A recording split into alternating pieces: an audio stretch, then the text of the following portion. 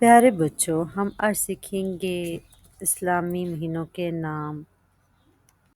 محرم، یہ پہلا اسلامی مہینہ ہے۔ صفر، یہ دوسرا اسلامی مہینہ ہے۔ ربیع الاول، ربیع الثانی، جمادی الاول، جمادی الثانی، رجب، شعبان، رمضان۔ شوال 10واں اسلامی مہینہ ہے۔ ذی القعدہ، یہ 11واں اسلامی مہینہ ہے۔ ذی الحج 12واں اسلامی مہینہ ہے۔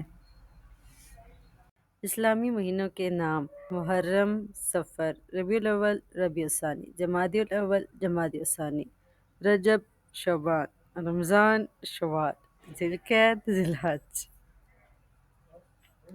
جزاک اللہ میری ویڈیو دیکھنے کے لیے۔